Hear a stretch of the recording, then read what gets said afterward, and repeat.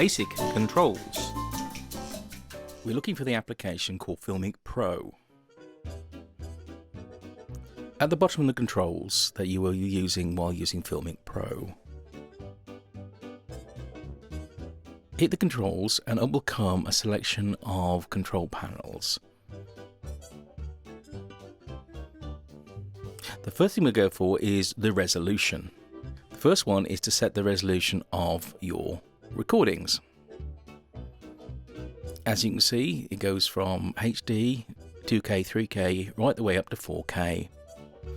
But we suggest that you shoot at 1080p. At the bottom you will see there is a section with quality. Apple standard is that of the camera on the phone itself. Economy, as it says, is for a lower resolution. We suggest that you go back to the Filmic Pro. Filmic quality is the base level for recording using this software. Though you can improve the quality by going up to the next level, which gives you the extreme codecs for the highest quality, though this will give you larger files. Above the top you will see a number of aspect ratios. As you can see by their shape, it shows you the size and the dimensions of the final film. We suggest that you use 16:9, the standard for TV. The next thing we'll set up is our frame rates. At the moment it's set at 30 frames per second, which is the US standard. What we will do is set it to 25 frames per second, which is the frame rate for the UK and Europe. We will also set the playback to 25 frames as well.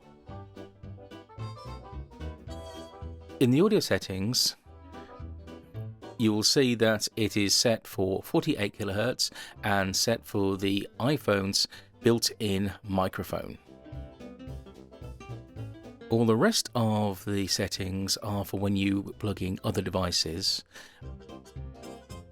The one thing you will use is the guide. As you can see on the screen, it creates a guide which splits the screen into threes. On camera, on this particular phone, it shows that you have 3 distinct lenses that you can choose from. The wide lens is for long shots, and the telephoto is when you can't get close to a subject. As you can see on the bottom, the levels for the audio are bouncing up and down to show the volume that you are recording. Also from this section, you can check the image. Now this is the histogram that is looking at the light levels. You can also click it so you can see the various color levels, including a waveform. Over here you have some other controls. The color one is for color balancing. As you see, it brings up a window that allows you to change the color that the camera reproduces. We can set through daylight all the way to fluorescent. Now this is very blue because we've set it to daylight. On the far end though, we can actually manually set the white balance. Put some white paper in front of the camera, and by pressing the button at the end, so it goes blue, it will change the light recording levels so that it is white. Pressing it again, it will turn red and it will lock that setting for you.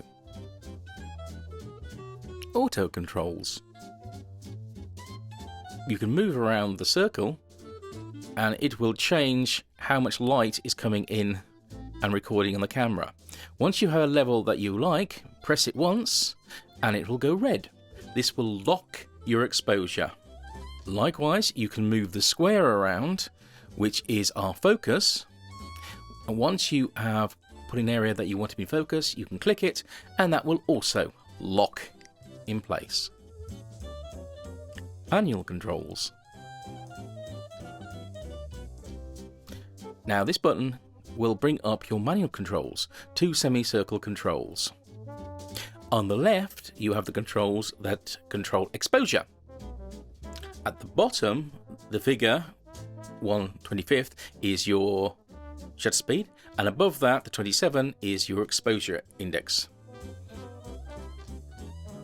Now, the shutter speed should be set to 150 for standard videoing. So turn the controls until you get to 1/50th.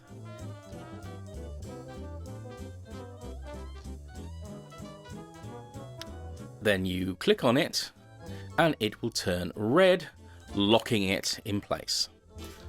So now when you use the controls, it will only affect your exposure index, allowing you to bring up the levels or bring them down.